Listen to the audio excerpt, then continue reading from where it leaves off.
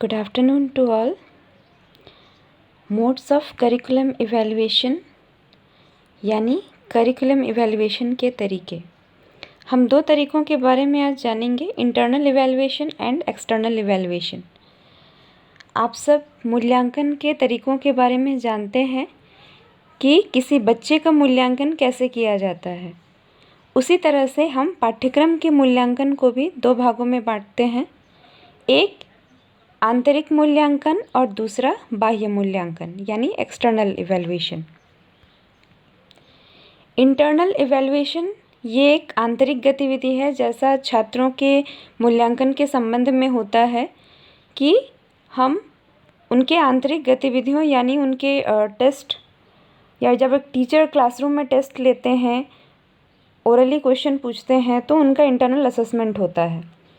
वैसे ही पाठ्यक्रम का जब हम आंतरिक मूल्यांकन करते हैं तो उसका अर्थ होता है जिसमें कि विभिन्न जो शैक्षिक संस्थान हैं या जो शैक्षिक आधिकारिक संस्थान है, सरकार द्वारा मान्यता प्राप्त जो संस्थान है, जैसे शिक्षा मंत्रालय, शिक्षा प्राधिकरण, संस्थागत, इसमें जो विभिन्न प्रकार के निरीक्षण या फिर इन सब संस्थानों से विद्यालय या महाविद्यालय में जो निरीक्षण प्रक्रिया होती है, उसके द्वारा जो जांच किया जाता है, वो ये इंटरनल इवैल्यूएशन के अंतर्गत आता है। यानी जब विभिन्न प्रकार के निरीक्षण प्रक्रियाओं में बच्चे का गतिविधि देखा जाता है कि जब ये पाठ्यक्रम लागू किया गया और मंत्रालय या फिर उच्च शैक्षिक संस्थानों से यानी ऑफिसेस से जब कोई निरीक्षण करने के लिए विद्यालय या महाविद्यालय में आते हैं और वो बच्चे का गतिविधि देखते हैं कि पाठ्यक्रम सुचारू रूप से चल रहा है या नहीं।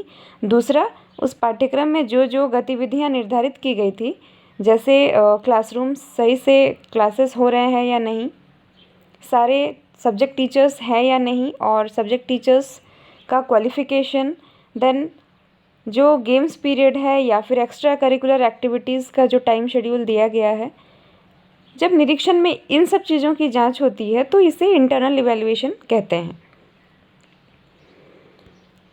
इंटरनल इवैल्यूएशन का और एक पार्ट ये है कि इसमें जो मूल्यांकन करता है यानी जो निरीक्षण करेंगे वो शिक्षण प्रक्रिया से संबंधित ही व्यक्ति होगा, क्योंकि तभी उसे यह जानकारी होगा कि हमें किस तरह से मूल्यांकन करना है।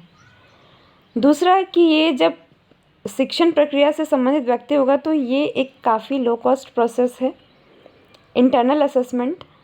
दूसरा है कि इसकी वैधता अधिक होती है, क्योंकि शिक्षण से संबंधित व्यक्ति पाठ्यक्रम को अधिक अच्छे से समझेगा और वह बच्चे और टीचर और जो पाठ्यक्रम है, इन तीनों के गतिविधियों को वह बहुत पास से देखेगा और वह समझ सकेगा, क्योंकि वह शिक्षण से जुड़ा हुआ व्यक्ति है।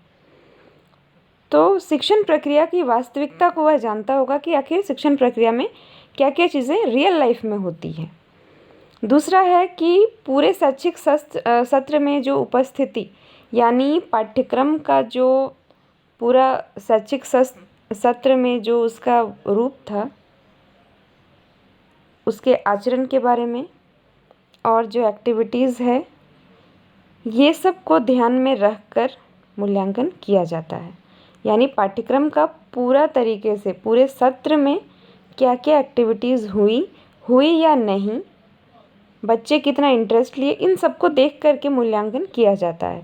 इसमें पक्षपात हो सकता है, क्योंकि एक बच्चों से संबंधित या शिक्षक या फिर जो शैक्षिक संस्थान है यानी जिस विद्यालय में निरीक्षण हो रहा है उससे संबंधित अगर कोई व्यक्ति होगा तो जाहिर सी बात है पक्षपात या फिर व्यक्तिगत पहचान के कारण यानी जैसे जान पहचान होने के कारण पक्षपात होने की संभावना होती है। ये व्यक्तिनिष्ठ होता है, यानी एक पर्सन पे डिपेंडेंट ज़्यादा होता है, वस्तुनिष्ठ की बजाय ये पर्सन पे डिपेंडेंट होता है। सतत और व्यापक होता है, समय समय पर होने वाला, और साल के अंत में यानी व्यापक स्तर पर भी यह मूल्यांकन होता है। इसके अलावा कि इसमें समय सारणी का आयोजन आवश्यक नहीं है, क्योंकि आंतरिक मूल्यांकन है तो हम किसी भी समय पाठ्यक्रम का मूल्यांकन कर सकते हैं। वहीं दूसरा आता है एक्सटर्नल इवैल्यूएशन। एक्सटर्नल इवैल्यूएशन यानी जो बाह्य तरीके से हम पाठ्यक्रम का मूल्यांकन करते हैं। इसमें पाठ्यक्रम के क्रियान्वयन का जो प्रभावशीलता है या फिर पाठ्यक्रम को लागू करने के बाद उसका क्या इफ़ेक्ट पड़ रहा है, इस पर चर्चा की जाती है। और ये जो शिक्षाविद होते हैं या फिर जो पाठ्यक्रम सामग्री प्रदान करते हैं यानी मटेरियल्स, जैसे एक्स्ट्रा करिकुलर एक्टिविटीज़ में जो मटेरियल्स देते हैं, और दूसरा है कि शिक्षक प्रशिक्षण और पाठ्यपुस्तकों और शिक्षण सामग्री की प्रभावशीलता की जांच होती है। कौन कौन से एक्स्ट्रा करिकुलर एक्टिविटीज़ शामिल हैं? शिक्षकों के प्रशिक्षण पर, पाठ्यपुस्तकों पर और टीचिंग मटेरियल्स, चाहे वह एक्स्ट्रा करिकुलर एक्टिविटीज़ के मटेरियल हो या फिर जो टीचिंग मटेरियल्स यानी लैब इक्विपमेंट्स हो सकता है, लाइब्रेरी मटेरियल्स हो सकता है। इसके इफ़ेक्ट का जब हम जांच करते हैं तो वो एक्सटर्नल इवैल्यूएशन ऑफ करिकुलम होता है। इंटरनल में हम बच्चे की गतिविधि को देखते हैं, बच्चे के पाठ्य संबंधी जो गतिविधियां होती है उसे हम इवैल्यूएट करते हैं। और एक्सटर्नल में हम जो इंस्ट्रक्शंस होते हैं, दूसरा जो मटेरियल्स यूज़ किए जाते हैं, देन शिक्षकों के प्रशिक्षण का, बुक्स का जांच किया जाता है। तो एक्सटर्नल का अर्थ यही है कि पाठ्यक्रम जिन जिन वस्तुओं से लागू किया जा सकता है, जैसे टीचर्स, सबसे पहले टीचर्स प्रभावी होते हैं कि पाठ्यक्रम को लागू करने के लिए। दूसरा, पाठ्यक्रम में जो जो पाठ्यपुस्तक सम्मिलित किए गए हैं उनकी जांच करना। देन जो मटेरियल्स यानी अगर लैब पीरियड है तो लैब पीरियड में कौन कौन से लैब इक्विपमेंट्स हैं या नहीं, उनका यूज़ हो रहा है या नहीं, ये सब चीज़ों की जांच जब की जाती है तो ये एक्सटर्नल इवैल्यूएशन ऑफ करिकुलम कहलाता है। और जैसा कि बाह्य मूल्यांकन में होता ही है कि कोई व्यक्ति जो है वह शिक्षण प्रक्रिया से जो प्रत्यक्ष रूप से ना हो, यानी कोई शिक्षक या कोई टीचिंग ऑफिसर्स वैसे नहीं, कोई बाह्य व्यक्ति होता है जो पाठ्यक्रम का मूल्यांकन करता है और उन गतिविधियों को मूल्यांकन करता है। थोड़ा सा खर्चीला है क्योंकि निरीक्षण के लिए बाह्य व्यक्ति आते हैं। दूसरा है कि ये रियलिटी से कम संबंध रखता है क्योंकि वह व्यक्ति जो मूल्यांकन करने के लिए आते हैं वह शिक्षण प्रक्रिया से संबंधित नहीं होते हैं। इस वजह से उनका जो रिपोर्ट होगा वो वास्तविक होगा या नहीं होगा यह हम नहीं कह सकते हैं। इसके अलावा कि ये एक निश्चित समय अवधि में यानी बहुत कम समय में ही पाठ्यक्रम का आकलन किया जाता है।